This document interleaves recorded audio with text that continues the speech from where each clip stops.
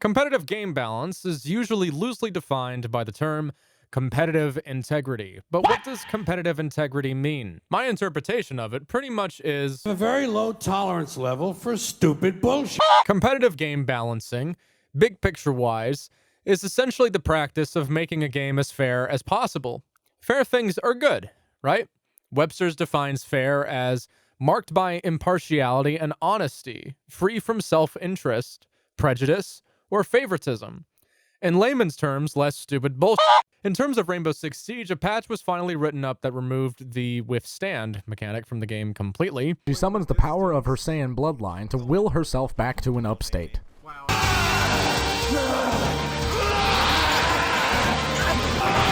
So give me the hostage back.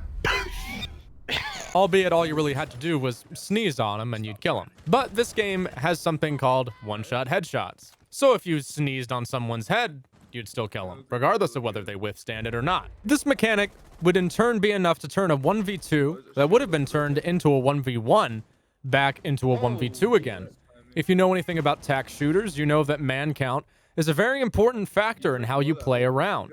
In a 1vx situation, wherein the one player is put in a, quote, clutch situation, the key to winning that round is to take multiple 1v1 gunfights and win each of those, rather than trying to win a gunfight with two people holding them in a cross, which, if executed correctly, is impossible to counter because your gun can only shoot in one direction at a time. Let's say you get into a 1v1 with the Zofia, and you down them, and they're behind a piece of cover.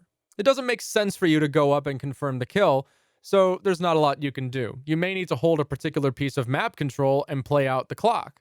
What if you didn't even know it was a Zofia at all? What if the gunfight happened so quickly that you didn't get a good look at the person's character model, but you do at least know that you downed somebody, so you play the situation like a 1v1, and you run off to hold a passive angle on the bomb planter, and just when the clock winds down to 0, you think you've played it well, and all you have to do is swing the bomb planter and secure the dub, and then you get shot in the side of the head by a Zofia who withstanded herself.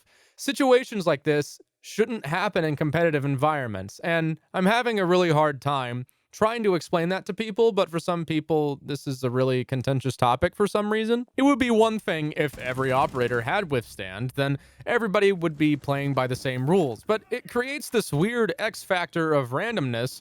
We don't demand unique X factors in games like chess or tennis or football. We leave that up to the player, the participant in the competition, to entertain and excite us. Now, I understand that a video game as complex as Rainbow Six Siege is not chess, and even chess is not immune to statistical probabilities weighing outcomes. White has a slight advantage over black. Wait.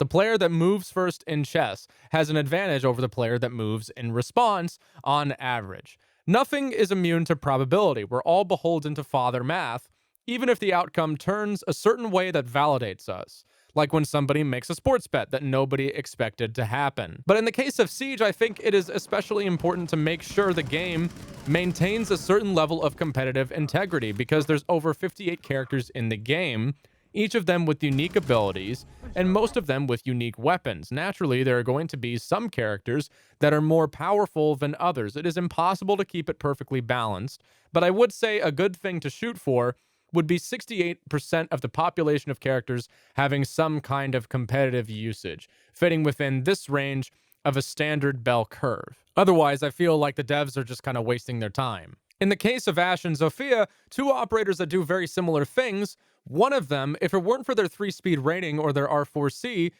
this operator would probably just be considered worse on paper compared to the other.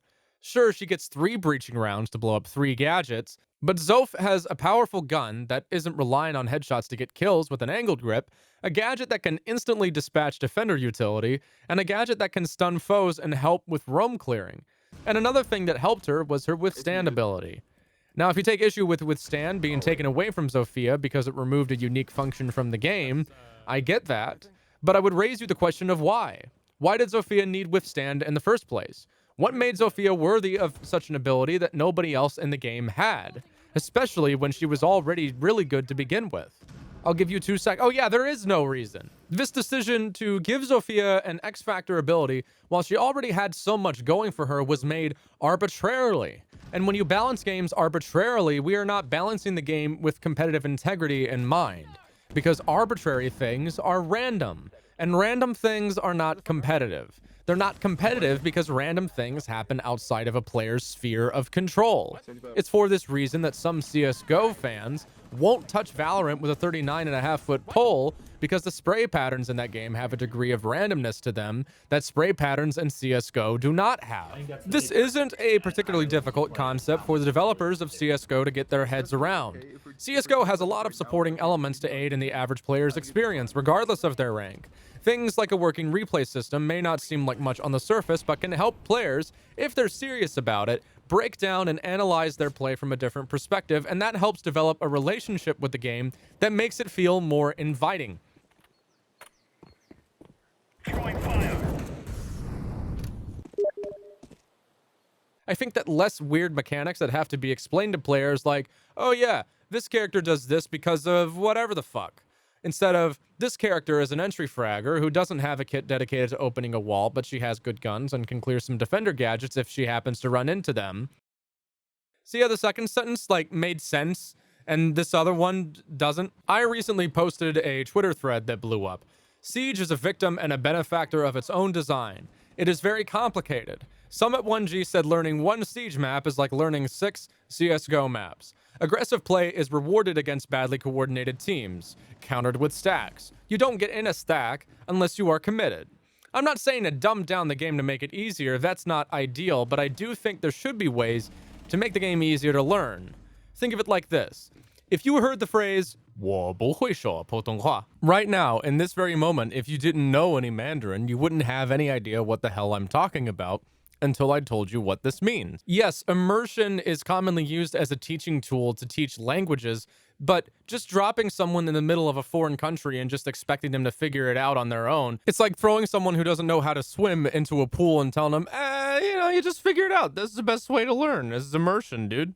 Just figure it out, dude. There are many examples of this in Siege. Don't reinforce it like that. You can make rotates faster by doing it this way. You should reinforce this too, not just that. Withstand and other lore-based mechanics that are similar to it are just more random things that somebody has to learn when they're trying to figure out how to play the game. And then in a competitive environment, they're just random shit that's just there for no reason. I could summarize the whole Zofias Withstand thing by just saying, this operator doesn't get special treatment, and this one does, and that's dumb. I feel like the argument should just end there, but for some reason it's become this huge thing about how the content creators and the competitive community are whispering in UB's ear and changing the game for the worse and making it less accessible for people, or making it less fun. There's some kind of weird counterculture against the competitive community in Siege, this very bizarre notion that the casual community is being ignored. If the casual community was being ignored, we wouldn't have Boss GACOG. I think that the competitive and the casual community need to find a way to get along, because compared to other games, this problem is unique to Siege. For instance, and this is a personal anecdote, but me and my teammates here, we're doing a pretty basic default setup of using holes to look down into vents, and the other team was raging all game. They were calling us tryhards. It's crazy how in Plat Elo you can run into people who know really complicated strats that they watched from Pro League, and people who don't know what to reinforce in the same Elo. CSGO has a huge casual player base and has remained, compared to Siege, relatively untouched balance-wise, and enjoys, from what I can observe, a much healthier relationship between its casual community and competitive community. I get that people want to have fun. I like memeing in CSGO with my friends, even though we're all silver elo. Throwing a grenade. Throwing fire. Jesus, Greg! But if you got into the construction business, if your boss told you to do something a certain way, you wouldn't call them a virgin for knowing a lot about construction and then just do it your way anyway.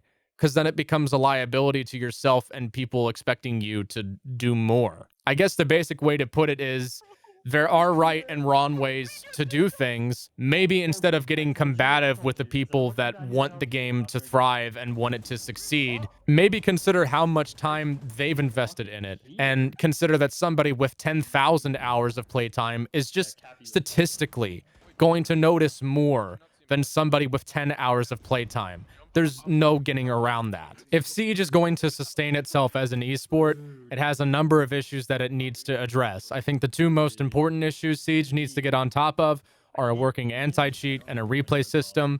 I agree with the sentiment that changes like this, as opposed to other ones, would be more desirable. But I also share War Owl's opinion on competitive games needing some kind of good replay system, and removing things like Withstand from the game are steps in the right direction, and decisions that need to be made sooner rather than later.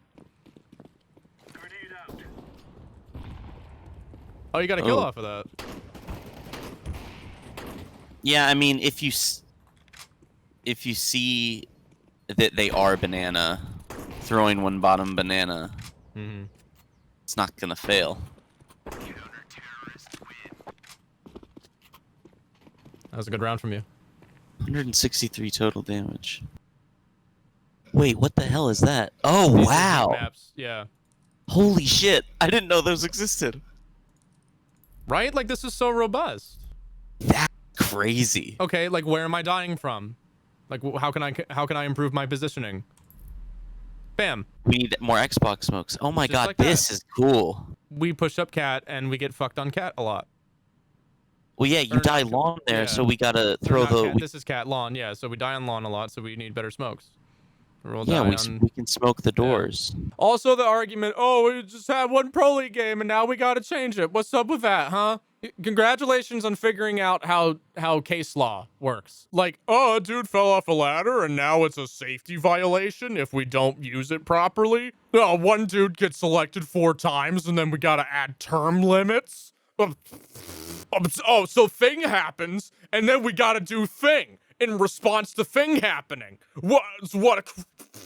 Oh, gee, but, you know, Greg seems really biased in this video. He made a claim and took a side on a topic, which means he's biased. And he did a funny voice of people who disagreed with him. So that means he's biased. No, I'm just really confident in my argument because I don't really see a reason not to be. And if pointing out people's logical inconsistencies makes me an asshole, then I guess I'm an asshole. I never claimed not to be. And I think I can confidently speak on behalf of the entire Siege community when I say we would all appreciate a lot less Stupid bullshit. in our favorite game.